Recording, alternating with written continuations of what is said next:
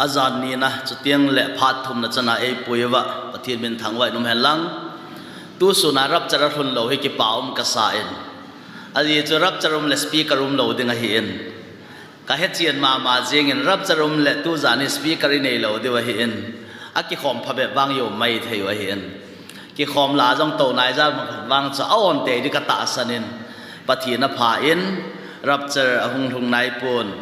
YouTube ล่ะคุยเวลาอีแล้วรับจะรุมได้ด่านอัฐอฮีลงทิมต้องขมาเจียงให้อินรับจะหงหลุนเตียงแหละวันเลี้ยงเหตุสมวันเลี้ยงเหตุอะไรตารับจะหลุนนายแหละวันเลี้ยงจนอุบิเหตุดึงให้อินการีตัวหลายหัวจนบางหัวตาขาดดึงให้อินไอ้เราอุบิเหตุดึงให้อินไอ้เราแหละทิลปอยโมตานิวเคลียร์บอมเสียมนั่นละอะตอมบอมเสียมนั่นละไอ้เราแหละทิลปอยโมตานั่นตรงหัวจงจูฮิตบังอารับจะเราไม่เลยอภิงท้าหัวจุจงละงาจีดึงให้อินเลยเสียนวางฮ่าบอยบอยดึงด่านให้รับจะเจ้าหนุ่งอาวินไก่ขาดที่ติดจาดตาเห็นนะรับจะหนุ่งอาทุเสียปันขาดอย่างนี้ท่านโลเบะดิดานะฮีไอ้น่ะเทดิ้งทีละฮีไอ้เจ้าไบเบิลปะไก่ติดเจ้าสีวันกำไก่ดีปุยติดนะกป้าลงลำบัวล้อบอกเจ้าไก่ดีติดเจ้าตู้เนี่ยปะเทียนลงลำจุอีปีห้ำติดเจ้าเฮ็ดไงกินติดเจ้าปะกายที่อากาโมโกเทงไอ้เราเลยปะกายที่อากาโมเต่าป้าจุฮิลาวินปะเทียนลงลำบ่อเราจุกายดิ้งบ่อฮีไอเลยปะเทียนลงลำจุอีปีฮัมกับบอลขายน้ำตีฮีไงตัวไงฮีคริสต์มาสอีจัดไปมังตะจงเลยเห็นปะเทียนลงลำจุอิสุข้าละวะอีบอลข้าละวะเลยก็สูบไปเตะฮอปะกายที่อาวันกำไก่เราดึงหออีหีเดี๋ยวนี้เขาขั้นแหละวันก็ไม่หล่นเตียงแหละวันกำกดเปียจนปะไก่เสียส่วนดึงบังตาเห็นลังไอการอันเจ็กตาเห็นลังก็อีตะบังจะวันกำลุดเทดามตีอาวันกำลุดเทน่ะดึงไอการจ่อยหอจูก็อีตะบังเฮดามฮิจินี่คูเตียงจุเล่น่ะเซอร์ติฟิเคตจ้าน่ะหินปูดอกไม่เทเขาบุงอานาน่ะตัวน่ะหอนั่นปูดอกไม่เทน่ะสมาคันริสิตอีเซียริสิตกิติหอตรงนั้นปูดอกไม่เทบิลดิ้งนั่นสานานะปันนะฮอจงน่าหินปูไม่เทริกอดเจ้าสินันปูไอ้ละวันกำกอดขายขัดจะลาเทหงสุเราเดขัดจะลาเทหงเราเดคริสตาหินนะเซอร์ติฟิเคตในหอบูจูวันก็มาลูดยังไงฮิจินี่โคเตียงจุเลปกายจะสุนนั่งหอวางกายขับโอยไอ้ตีเดียงวางจูอันนากษาในนะไอ้จุลปฏินาตรงมากิสาเขาวินลาจงเขาบุงอาจงหาปนาปังมิชนนะตัวนาจงหาปนาปังไอ้เราละไงจะเอาเสียฮีเขาบุงหอไอ้เราเลย society ตะยองเลยไอ้เรากำสุงน้ำสุงอาจงนัสตาปอนโทตาปฏินาตัวนาปังอาจุกิกิคอยดิ่งไอ้เห็นละอันน่าอิโตปีเปลี่ยนป้าจุนก็ให้ขับปุยก็กลัวมากุลินจีมังตานไอ้ตีดิ่งวางฮิจินิคูเคลาฮิจิอเจงซาดิ่งวางจูปะกายเจสุอเจงหิงไงนูมาไม่ไอ้ละฮิจินิคูปะกายเจสุอเจงดิ่งวางไงหาสดิ่งไงยังไงลุดไอ้หินไงลุเป็นปาหินก็เฮขับปุยเอ็นละเฮกิสมาไอ้ละเฮดปาจุนอินเฮดเหลาดิ่งอาหาที่ด่านสุดไงตัวเลวจุนเฮ้ยจะได้ว่าก็ไงตัวเตียงละปะเทียนทุเสียอย่างนี้เปลี่ยนฐานนะได้งาปะเทียนทุอิเสเราเลยอีเปียมพัดซูมกันติดอีตุปีเป็นคริสเตียนหินหัวและคริสเตียนฮิสตรีนะคริสเตียนลัมเปียนะจุยนะลัมเปียนะคริสเตียนว่านะตุปีเป็นจะวันกำไก่โจฮิโลงปะเทียนนะโตโจวันกำนักไก่ดีจ้าโจปะเทียนนะลุงเสียจ้าโจเฮ้ยเจลุงเสียนะเฮ็ดจ้าโจอันไงลูนั่นไอ้โซลวินกันไอ้โซลกัดจำลวินจ้าเฮ้ยเจไงลูนั่นเฮ็ดจ้าโจไงลูนั่นจะนากิตงฮิโบโจอาเก็บปามันซาเลซาเราจะทุจไม่ตีน่ะเฮียองเลคริสตาไงลุนนะจูอีเฮ็ดเตียงเลยเฮ็ดเจ็บปะทีนี้บังลมมาเกยมีโจรเสียไอ้ไงลุนอ่ะไอ้หูหิงอ่ะสู้จันไอ้ปีเจียงเกยแค่ละครอสอาทีเจียงเกยอาดิงอ่ะเบ็ดเคลมาหุ่นเปียงอ่ะครอสอาเกี่ยวจังอ่ะกี่ขายเจียงไอ้ฮิจิจูไงลุนนะจูในเฮ็ดเตียงเลยอ่ะจำแล้ววันนักคนนักเกงจัดฮิจูอ่ะจำแล้ววันนักบอลรวมเราขัดจงนักบอลฮิจูนะก็ลามิชนารีนักตัวเตียลจนกระทาจุอันวมนานไอเห็นละก็ยินตกตาพาจนหาสากษาเนี่ยเฮลังอาปะเทียนไงลุดนะฮีเอาหงุมเหล่าทิมเตียงเลยอันนั้นต่อปาจะองหาเตียงเลย dal ha za mang jing ai lo le give up nga jing ti cho abaya ya cho missionary di tayong le pastor di tayong le pathin na tong ding ha thil dang tong talo ding ha kipe ho hin hi che ngai nun na pa chu akko lo ai le to sor bang ha sai sumle bai day na ji ham khan position day na ji ham khan ai lo min phat day na ji ham khara ai lo ho bung ho in chi tang ati ja ko na pathin na tong tam ta ho ikinung le jui nau chu angai lu na chun ei ko lo hi chu achi tiang le ke pang so zo lo ei ka su pite ho David Livingstone Africa missionary dinga achi chun cricket team tai apa jong mi hausa he tiu chu he chela ya leng nu in a het ni khadai cho England leng kumpi nu in missionary na chi tan aha tawa me chi mi ho mi vom ho apol nga vera ngai ludum lo hiel lung sidum lo hiel mi ho he cho ko ma pathian thu sei dinga achi lai chun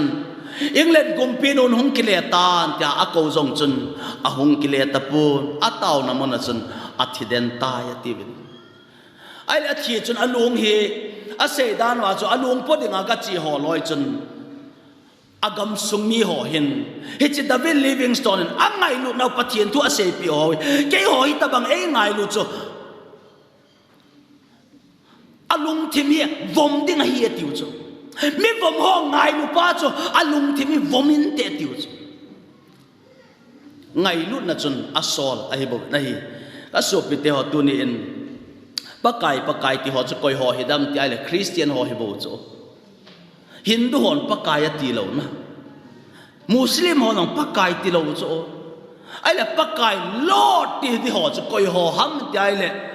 ni sia ho in kai ho Sunday a pathian ho Jesu pathian hi ti he ho mei di lo me ti he ho van ga mo me ti he ho hi bo chu ai che hi chi ho loi tam ta a he a se a hi cho tam ta chu van gam kai lo di o me ti cho Jesu hin mi hiam lung chang he pan mi hiam lung chang lung ya zo se he su pa chun pakai ti zo si wang van gam kai lo de ti hi chela a chu to ni in ki khen di hitale hoi lang group a chun na dem pathian lung lam bol ho group a chun yom di vem ai lo le pathian lung lam bol lo wa pakai ti ho group akam mai maya pakai ti ho group a chun i di vem ti tu zana poi mo mama Christian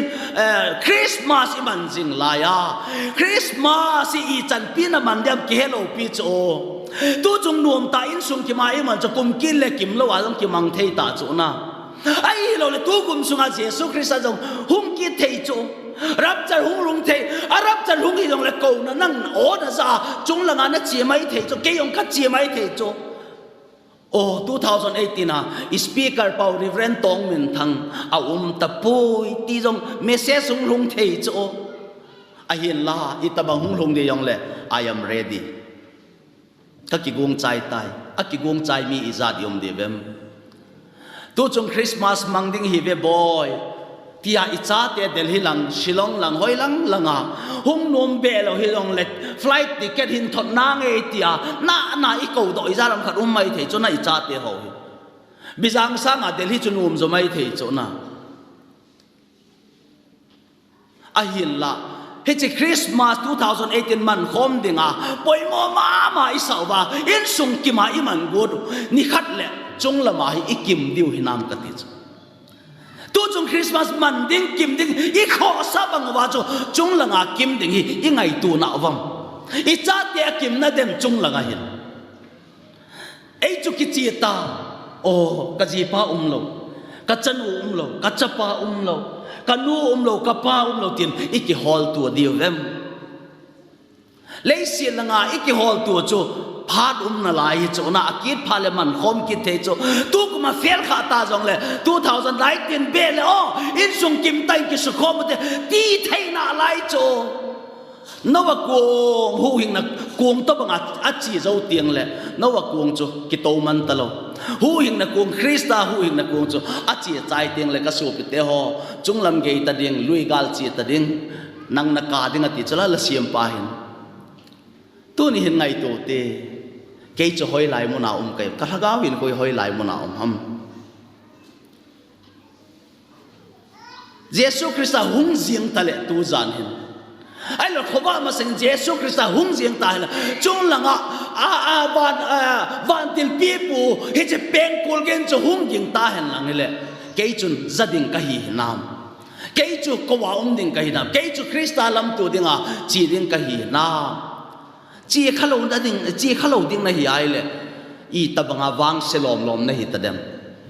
da mona chỉ đình cái tai ti ki heta rab char chai tai ti geta e china du bol lam zuna mei di lam zuna ton sot hi thina lam zuna e china du bol ki hung dila ki heta he chilam pya chi ka hi tai ti la geta ai ba chi te ngai jing sol cha polen dam sunga dinga krista dam som do bo dinga krista ne ho chu mi wang sepe na he ti dam sung hati bawa Kristan ni apiang tha kibol la piang tha lo hobung member chula hiya baptisma jong changa sacrament pakai za na kine tiang jong le la anea hi che kata sai chi ka thi sanai ti jo siang bola a hi wang a Krista ko na o salo Kristan ama a asim lo a in sung member a asim kha lo hi chi din muna kha ding wang ka su pite ho ke wa piang tha kha ka hi a piang tha ka na hi kha hi a dang hel pi ding o cha ding ka he pui ka ti cho ka sei tiang le min akilek sa ong hi sa mai the a hin la tu ka din mun hi ke ki het banga ka din mun ka position hi thil dang to hel ding en wang i ma cha hel pi thei ding le si chunga ka mu pui ka ti cho ka pian tha ti la he banga pian tha athu pi da ni ka het lo pi cho ka pian tha nom hi jen chon sin ka kho Kristan nei lo hin ku ti sa ta hin ko man cho ka kho gen thei ta hin ko man ka kho hi cha cho pathian ka ho lai cho mi pian thia tha ti ta ho at ke pa da no lung bong ma contented life na ki chana te jana nei lo ka pa hin ko ka mu tiang le hit ta bang hin ko chung ke chung ka de ka tia pathian ko ma ka thum jin wa rap char ka pian tha ma sa rap char hong rong khalet yai ki za ta hin ko ka zan na hong rong dem su na hong rong dem ka thi kha dem he che bo chu ka bui pi chu a ji khat ve i thiai a ki chai ji a vela chan sum ta lo chu he chu ka gel hai le delia le kha ka sim ka sim du da thei lo chu college ni sia ka chi wa nga kong lun tiang le ka hin ko chu hi ti chu hi jin howin ka kai ti la piang tha dan na ko in ka lun tiang la ka hin zo si ka su tha ka mai mun i du da kai mu thelo an ka du lo ka gil jong kil thei lo aji chu ka chi na de bon tun so ra ko na de bon hi che le hi si ri chom cha rom ding ka hi ti ka ki he cho ai lai chin kho kha lai che le si ri dal ha che ding tun shot phat ki sim lo na calendar gohori world clock ki ti ngai cha ta lo na ni sa jong ngai cha ta lo na pha jong ki sim ta lo he che adap asa jong ta lo tun shot ka ma chu po do ding kai leng do ding kai ti ka ki he cho he che le si ka dal ha de ti ka he ni cho hi ya chu chom cha khari le si a nop ka sa sangin tun sor ga ma ding hi kalung thima ana chu hi ya chu pathian ka ho lai choi chi chi bo ha ko ka pian tha all la pathian tu kan sima bible kan sima le kha budang dang ho le kha pathian mi hon aji ho kan sima pathian to kham khama ki bob lo phat tam jong le ki bob phat humum zap zap hoi pathian ka ki bob piai le pian tha thu pi da ni ka het che che chu tu ni ya mi piang tha kha ra kana kha hi o ka ti zui chu man tam ka sa wal na an nop dan chu hi che hian an nop hi le si chunga I pi ta ham ka ti chu I ha sa tiang jong le he pa I thi tiang le ilung mong ki chu na I gen thei ni chu I ka ni chu mi him chu I ki ngai sit ni jong chu mi thu sei adi lo hi tale I chunga sung ta bang ang ki se pha jong tam hi chu he che pha jong le he pa nang jong cross chunga thi kil ho na sa hi lo ham I ti tiang le dam ki jing chu na ei sa nga athu zo Jesus Christa ama nung zui hi chu nè tiếng ông lâu rong lệ cái bà thầy na hết giờ cho nuôi hi hagao min ai đi bùi cái tiếng in nuôi lâu tiếng rồi lại isunga chăm na cho là na Bible hagao ga cái tiếng cho chăm na hi bộ cho lung mun na joy at isap tiền the joy cái tiếng cho hagao ga hi cho chăm na lung mun này cho cái bà vang cho apol ang thil hoa cái bà hi bộ cho ai là lung mun na chăm na cái bà này thì bà cho asung lang ako cho hagao thi ako ni cho sum na mule na ki pai ba chom kha zo le na ki pa ki ta lo hi chi chu hi lo pi chu ki pa ti bible le thagao thinga pa da pathian to na ki vop na pa da na tun short hin khoding na gel na pa da lungmon na ki chai ti le si na chu wa le hong accident go lang ki to lai ka ki cha poi ti chu angol hi chu ki chai chu thagao mi pian ki to sa li ki cha di chu na hi chi ki chat pa hi lo hi chi kichan na khela cho na hagao ding na gel tiang la kichan na talo cho hi chi pa chui cho ai cho pathian to Jesus Christan pathian to na kido na pa cho gal na hi na pa cho ain su cham ta cho cross ha Bethlehem hong pianga cross a hin chai cho hu hin na chu Bethlehem hong ki pa na cross a hong ki chai cho hi chi chu na het tiang le na nei tiang le hi chi cham na sim pa cha cham na leng pa cha pa Jesus Christa cho hi chi cham na chu nang na nei tiang le pathian to ki cham nei ta cho in sunga ki cham na lo mai the hi rong le cham na nei cho na ga wa ding a cham nei cho Jesus Matthew bung so ma cho pi siam ti le ke cham na sim a hung kai poi ti ki ta cho ai la cham na leng pa cha pa cho pi da cham na sim a hung lo ham e pi da cham na in pu lo ham azi chu min azi sanga ke ingai lu jo tiang le anu pa sanga ke ingai lu jo tiang la ain sungwa bui na de he ti chu Jesu hi chi cha sei nai chem zam khut dinga hong ka he ti chu in sungai Jesu cham na leng cha pa chu ni peda chem zam an pu ham in sunga a sei nom pen ta chu ei ho cham na i sei pa hi lovin pathian to mi him ki do pa chu hi che cham na pa chu a hin ru hi chu Jesu hi che cham na nei tiang le mi to cham na jong na nei lo mai the nam sunga cham na jong lo mai the nam ngai lo wa jong hong ki sim mai the in sungai lo wa jong ki sim mai the a je chu hi jo si sanga na ngai lu jo chu degree sang jo ngai lu na pe chu na pathian Jesu Christa ta chu Abraham in achapa aga thago ra cho achapa dinga het thi ma ha din cho ka pai nei vet dai tan te pira ei thago ra mati cho na ati di cho aje cho achapa sanga Abraham pathin angai lu cho nei ngai lut vai la ka thupi na zui diu he ti chola pathin ka ngai lui tia a thupi i zui nom ki lo le chun i ngai lu na chu ngai lu na ta hi lo ai hi chi choi chu ka su pi te ho ye chun tu ni hin tu ni ra a I thu pi dio ama chu na het hinam ama chu na het hinam Jesus Christa he banga mi tam ta kium cho na in te ilung thima ki he ai wa I thagau I hin na ki hello ilung changin hello ama he ho bo chu Jesus Christa ni kho khat le ama in sung mia asim dinga hi na nang na het ama na het hinam ti jong ngai hi biren khu I het su keu khola tam zo hin newspaper a imu aminisim do ISTV a idol TC network a hornbill a hoi lang news a isimu cho Manipur chief minister heti khe cho aman he rom khat be bune ring anan ko wam iron ba khat be ne khom tan tiam tinai sai lo cho na nang na het ma cho ai wanga iron ba cha jong na ni khom pi thei lo cho aman het lo pia Christian na het hinam tu zana Christa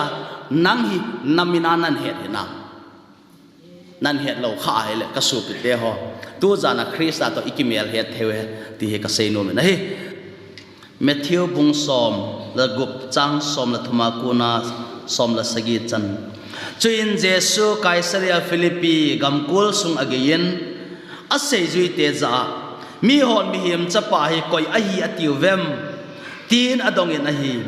chuin ma hon kim khadin John Baptist a hi ativin kim khadin Eliza ahi atiwin kim kharin Jeremiah ahi lo le thiam ga hola khat pen ahi atiwe tin asayun ahi aman ama ho za nang hola koyahi nativem ati choin Simeon Peter in adon boden nang ma pathian hing chapa Krista chun nahi ati choin Jesu na don boden azza John chapa Simeon anun nom nahi iji nemiti le ta sapele thisanin aphun do hilowen vana kapan aphun do zo ahibove pathinen athu patheibu piuhen tauna mangude tu zanin lung tol tabang phatna nei lo hoina nei lo hezong le Krista thisan jala sop thiang le achon pha asim na su keima na chapa hi na mi hizat ho masanga na thu ngai ding le nang ma thu het be ding in pakai ong ki khom vin keima ni ma cha pi thei ding kanei poi pa sei pi thei ding jong kanei poi jong le tu ni hin na thagau thiang in na thu hi atha in hung phung do ki din lang tu zana speaker nang ma hong hin lang ka ngai cha te ho pakai pathian ti ta na hi dan Jesu Krista tailo lamdang aum lo dan Bethlehem mi him nau sian bangin hung piang jong la chun van lal chapa na hi dan hi tu ni hin mi him het na khela pathin na thu hi nang man hung phunga nang ma hung ki phung do a hung ki sei phung dingin na thagau thingin neum pi devin Jesu Krista ka taun a hi Caesarea Philippi Jesu hichu ageitan hichu gentle te kholien ta kha khopi khana hin Jerusalem akuna kilometer mile zakhal somni tabang chunglam ahi in marlam ahi in hichi Caesarea Philippi kiti chu ipyam itiala baal ho na mun thu pi ta khana hi in chu tiang la Greek mi ho pathian nasata ho na mu pan kiti Greek pathian hichi chu mun pi khara hi in chu ba le Herod in Augustus Caesar Augustus heting na ding le za bol na a in thu pi khat hichi ama mina asim na mun hichi khat chu ahin ahi hichi mun a chun Peterin Jesu chu pathian chapa hu hing pu ahi ti ana phung do ina hi hichi mun a chun Jesu in lengam tung do dinga hunga hi lo dan a sein ai la a ho bung phu do dinga hung a hi dan chu an a sein a hi ai le Jesu chun a thi ding lam mano a hi ta je chun a phar ho verai le hi che lei si a hung na muna a siam sa mi him hola au na ding phar hoi ro mai tai ti a het phat chun me pi ho hi na bana a sei zui hon ko ya hi ti a het chet tiu chu Jesu in a dei a hi ta nei i pi jai chi me pi hon ei zui ham he che sei zui som la ni ho chun ke ko ya hi ti ei het chet nau ham a ji chu a ho bong chu a ma ho mang cha pathian a phu do ding a hi ji chun ho bung khum pulpi he che suang pi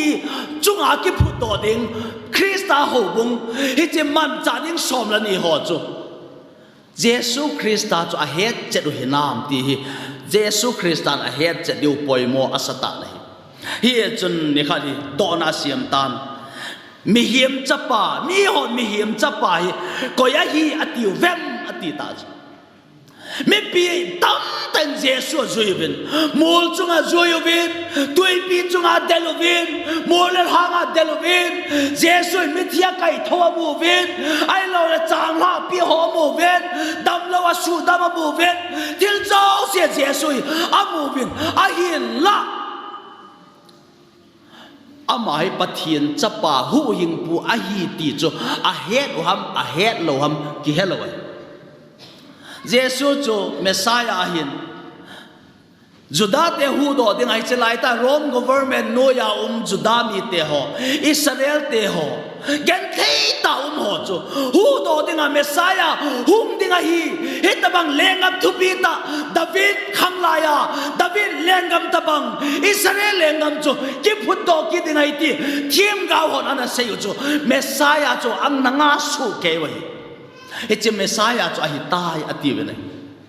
hi chu amahin a lengam phu do ding chu ananga le lo hi che lengam phu do ding a sei chui hon jong anna chui ni khat ni le leng hi ding ai Judah te leng pa hi de David tabanga la leng hi ding ai ti ta san na thanom na nei ji wa chu a sei chui ho jong pan mun ding ana ki chu hi chu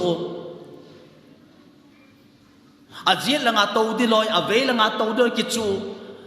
ai le si te ni chu Jesu ko ma hung thum phar chon aloi dang ho ana thanom su ke dan chu ana sei do lo wang wa chu aki ka wa hin buina sei jui ho la chon hungom tan a hin la Jesu le si ra hung masara chu alengam tung do dinga hungai nai pun thagau lengam tung do dinga hungai physical lengam mu the lengam chu a hin tun do dinga ni khat le hung Christian lengam chu ki tung do ding he che lei si la Christian lengam hung ki tung do de pathian hung vai hom ding tu na he che lei si u kuma lei si chunga thanei ki ti he che Satan pathian gal pa Lucifer thanei na zo si ki pai mang ding ki tol mang ding a chai na le thi ni na mei di la ki sep lu ding he che lei si la cho van tha hung ki do de ti chu lấy thằng cái đồ đinh hết cha cho bắt thiên lên gầm hung cái pan đinh Christa Giêsu hung à cho Bethlehem mà nào xem bằng ông ping à thiel bol ho à Giêsu lúc bung lina chun Christa thiel bol đi ho Isaiah som gub le khát na chun Isaiah thiam gawin Giêsu Messiah ông pin tiếng le ama chun i pia bol dham ana to i pin am ti ana phun do pa cho Giêsu ana sei này hiện chun lúc bung lina chun Nazareth manifesto cái tia hết cha chun Synagogue Nazareth hobin neo chakhara chun Jesu a ministry ding a manifesto cho a sei do ta nei Jesu na to di chui piam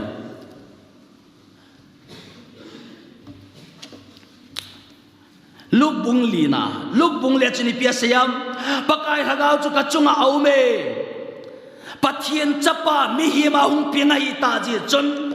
pathian hagau thianga achunga thil bol then om lo ai le hi cha agal pa akido piding Lucifer Satan cho azo lo di chu tu da Christian hin ko hi cha hagau thiang in nei lo vai le igal pa wi i ti zong le i zo lo de hi a cho hagau thianga dim poi mo cha hi cha hagau thin chu in nei ngai u Jesu zong Jordan ba dunga baptisma an chana he cha cho hagau thianga chunga ung rung chula Satan thum dei jen patep na bolen ai la azopun a chai na chun nang zo chun na pathian chun na holding hi lo ham ati pa chun Satan cho azam mang ta ne pakai hagau chu kachunga a umi ati chu iji inem itile aman kei mahi mi vai cha ho za ama jong mi vai cha hin tunia i ho bung sunga vai cha i zaram khat yu mai the mi sanga vai cha zo ikingai sit pharu tam di chona mi in chen hon namu mi building hon namu mi gari hon namu ti mole o e jong iti phari mi hi mom the a vai cha ga hi thil nom hi lo hi ai la tu nia thamun na ding khat ka se chu Jesu jong mi vai cha hi Jesu hau lo hi lai nang sanga vai cha zo ahung pina anun i pipun atu mai dem ka ti chu Mary in chapang kham dong nunga til kum som na sigi som la get be hi mai thei chu chanei kha jong hi lo jinei kha jong hi lo Joseph jong ki cheng nai lo nu pa hin ko jong mang nai lo he che khang dong nu main cha hin nei jiang ni chu i pitia vet kol dem ka ti chu pun lum jong nei zo lo diu chu abai cha dan us veleu chun Joseph thing bol mi khara hin to na lup na ho Nazareth kwa sim mai chu pathian holding a Jesu ang pin lo pathian holding a chewa adang ho acheng zo adei zo hon gan cha puyo cho pathian ho na dingai ama hoin sung va cha papal vai cha ho la jong avai cha di set ti nei chu tu nia hi chena hu hing pu hi e hon ama in nei jewa in chen pi wang wa hi i hu hing pu hi mi nei zo lo mi vai chai tu ni na in ma ya hung ta hen lang hitale na in sunga na lut sa di ka ta san lo na sofa chunga na to sa di ka ta san lo million mila ai lo le na mi ngai sang ho na in sungang lu da khon ho jang achuma na ko ya special ta na ko ya them khat ai in cheng million mila ho na ki het piong lun tiang le achum be a khon ho na la do na pi ho chu jesu hung lu le pe lo hil ni nei ai chu apolang ve da le nga hi na kilang lo mi vai cha a vai cha pen ho to thakara vet a identified with the poor mi vai cha ho hu do the ne a vai cha pen a hung ke sim vai cha ho la i piasiam i jenem tiraman ke mai mi vai cha ho za ke pa na thu pa hil hang dinga ei tu na hi vai cha lo vai cha hung ke sim hi che jesu christa a hi nei su chang ho za ti chu su chang ho gin lo na ja su chang vai cha na ja su chang zudon ja su chang tul kha ja su chang song kula ho tha do na thu sam le ding le mit cho ho khobu sa dinga aki go chep te ho tha do dinga pakai la thei kum hin hang dinga e hin sol a hi kiti lai chu Isaiah bung som gup le khat na chun ana sei thim gao Isaiah in jesun ama chung chang ki se hi jong he hello a hi la synagogue nazareth thu sei dinga a ko do chun hi chi jing ka chun hi che bible chang chu a hin sim do nei Isaiah in ana sei pa chu ama chung chang ana hi ta nei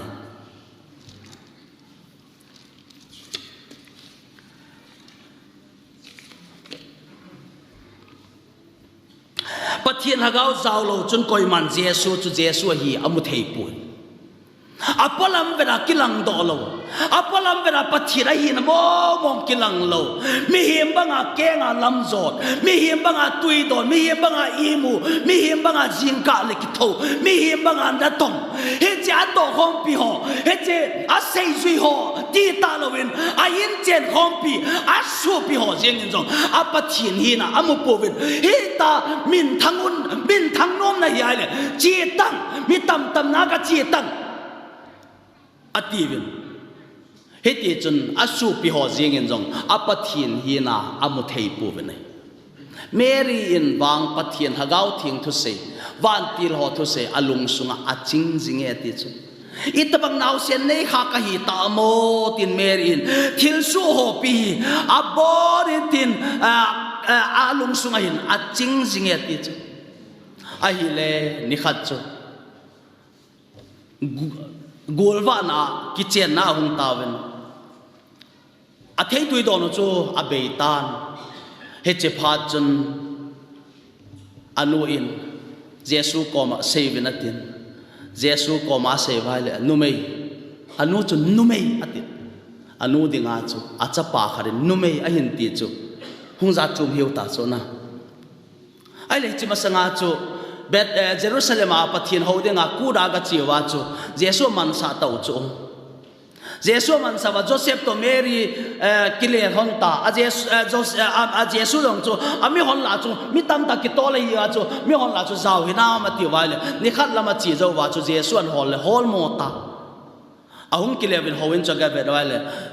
hi chi hoin lam kai ho le kha thim ho la chun jesu jong ana to we ti chu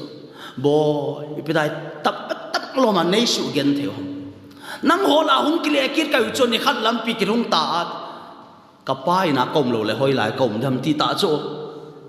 he cha chu Mary in van til ho thu sei ho a hung pien ding dan ho van til Gabriel in thu hung phrut ho he che pathiren naw se naw na vop ding ai ong tia na sunga naw se hung om de he che chu thagau thingai ni he cha thu sei ho chu he chu zo se chu all in gelin te ka ti chu hi le hoi na khat ve an pui wa chu hi chi naw senin na lung thimi chem cha ta banga su nat di he ti chu cha ki ne ya I chan nei chu ki pa na hi lo wa I lung chang chem ta banga su na ding cha ki nei ti chu Mary adinga I te bang bep se wai ta dem ti gelin te ka ti chu ai le hung gui hung tan Jesus chu cross a hin put san Calvary hanga a cross pu zo lowin athi san kain amai jong ki mu thelo a hung op pha chun Mary anu lung chang chu sut bangin hung na tan athi sana ama oya anavob thaku zen anavob naw sen hung pinga a anga ki pa a anu he chi naw sen chu akana ali suna alung chang sunna chu a hung hi ta na hi all in Jesus apathi na hi dan Mary chun a hin tan cross ngong ki khai sang tan ako ma koi ma cham ta pun apa jeng en jong akinung he san tan ai la anu Mary anu ya parin achapa chu ave na alung chang chem cha a sutnat banga nadinga hi kiti chu a hung gui lung ta na hi ka su pite ho Jesus apolang vet jenga chu koi ma chan he chi pathi na hi chi leng pai ni khan ni le leisi chung pum pya van ga mi ta le leisi le da thil siam zo si chunga than ya apan than na zo si apya mi zo si anga dil su de na iti a lim pe na koi ma chan ata sal lo de na school kai khalo abc sim khalo Hebrai pawa lekha sim khalo he chi Jesus Christ chu pathian kiti ding hi koi ma chan ata san pu nei ta san jong ai pu nei he che pha chun Jesus na se ju ho kom ai le mi hon ke ko I ti vem mi hon Jesus a het dan chu Jesus na het num ki ta chu mi hon ko ai ti vem ei het chinu hinam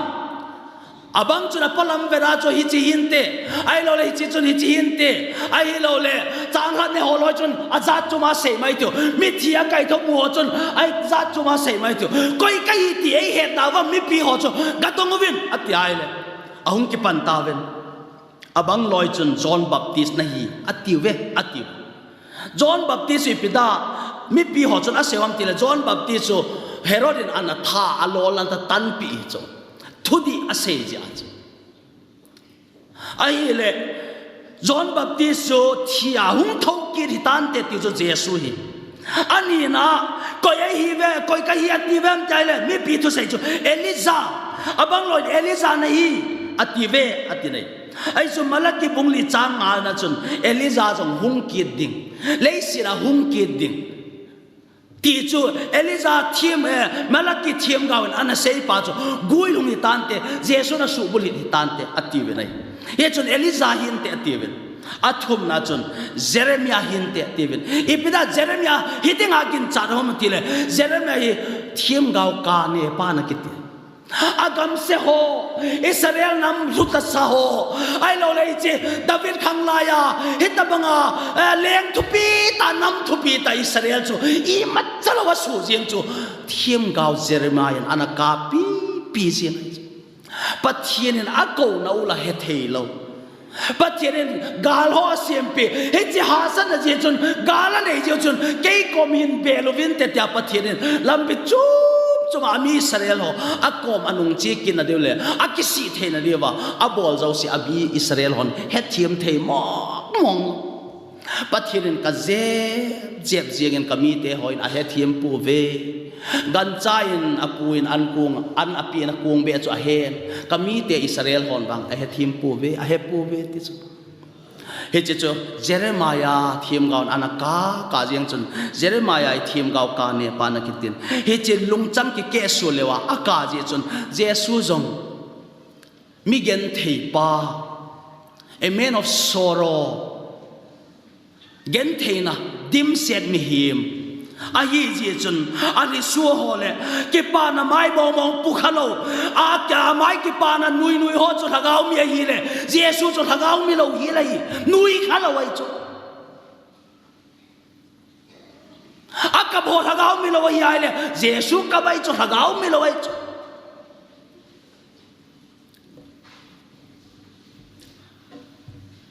Jeremiah hin te ativin abang loin thiem gaw dang a seven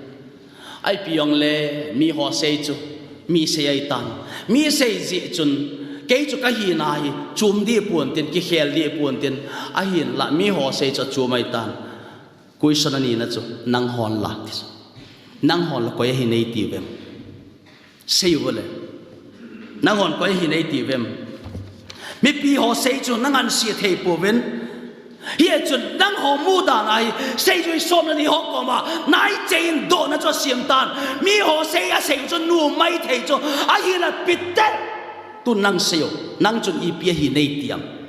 Philip nang sei James nang sei Matthew nang sei ti ta cho personally ta cho tua cho mi pi ho sei dan mi pi hon Jesu mu dan so na ki nga na thei hi lo cho ai zo view chum chum cho opinion chum chum cho mi pi opinion ki ti mong moi ngan si ta ta thei lo cho polling tiếng le ai lo le vote hi tiếng le i chan ge ang mi pi movement chu i chan ge ma ke thei rong le kai lo de chu mi pi a ki jat thei lo wai cho vote ong ki sim tiếng le bo ki he ya chu mi pi ki ti crowd ki ti mong moi ngan si thei lo ta san thei lo wai Hosana ta peng ho a jing ni kwa cross a khet ben ti ho loi hiu cho ngan si thei lo an ob le jo sei e ho ta bang a thu sei ngan si thei lo ye chun mi pi sei dan cho ngan si thei pun tu nang hon sevel ke hi ko ye hi nei ti vem aji cho a ho bung ke pan na ding foundation ki bul phu na ding a cho hi che som la ni ho chu nga yai cho hi che ho loi chun hi che suam pi a ki phu na deu cho a he chat lo wai le chun ho bung cho ke phut thei lo de cho boi de cho hi ye chun a chi na ding la anai tan a sei zui ho som la ni ho cho la a he chat hi nam ti a he chin pun he che pha chun a dong ta nai nang hol la koi a hi nei ti vem Peter ahung peng do tan Peter hi kidangai akamat tamatam sukhi loi jing ai wanga Jesun angai pen hi ki dai chu thil sukhi le ti ho a tong tam loi yin thil kha sukhi ki roi chu nang ma pathian hing chapa Krista chu na hi atita na hi chang som sagi na chun isim swai Peter hi chi mi hi min ta sa thi sarin he chai poi kapan na ko ma phun do hi ti pathian thu kiti hi hagawa sut hin tin Jesu hagaw hin tin mi hiam le benong ki sim jong le he ta na denga hagawa phun do ngai hagawi na phun do ngai pathian kiti mun jo siom jong le vaka ki hol mu thei lo hi cho pathian a ki sial jong hi ti lo ama bo mun jo siam ai la ama pathian ai na cho a ki phun do a ki ho a lim cho ho do lo wai le min mu thei lo wai cho ye chun Peter ko ma chun Peter kapana phun doi bo ve nanga ko nai poi ta sa thi sanin pathian ni amu thei poi atitan ye chu Jesu hin ama hi at mi te ho chon sin apara hu do ding a chon sin nau pomang ding pa hi che Jesu chu hi Messiah ahin Samarin hu ko ma Messiah hi dan pakai Jesu anaki phung do tan hi ami te pi nom jing Emmanuel Jesu Krista ami te to cheng khom nom jing Emmanuel chamna leng pa chapa chamna hin pu pa cha hi pathian to mi him ki do ho chu su cham pa hi pathian chapa hu hing pu a hian a hi C.S. Lewis kiti lekha ji min thang ma kharin Jesu chu mi ngol la jong na koi the hi chu mi ngol la jong na koi the ya a thil bol ke hi chi kai ya ti hoi ngola ngolum the pathian chapa kai mo ti chu a pin na jong ki he anu pa jong ki he e pida man ke hi pathian chapa kai a ti the cái chung là ngã para hung kum cái gì chung là ngã para piti hung kum ham a claim ho ama le ma cái gì ti na hoi even ai le mi ngol ko ya koi thei dam be chu tiang le ani na ama na sei chu Jesu kiti hi thira ko ya jong na koi thei na chil na sit khuma na dal ha the a hin a thum na Jesu chu pathi na hi ta jong na phun do the dil swa kapakai kapathin tia jong na ho the hi ti chu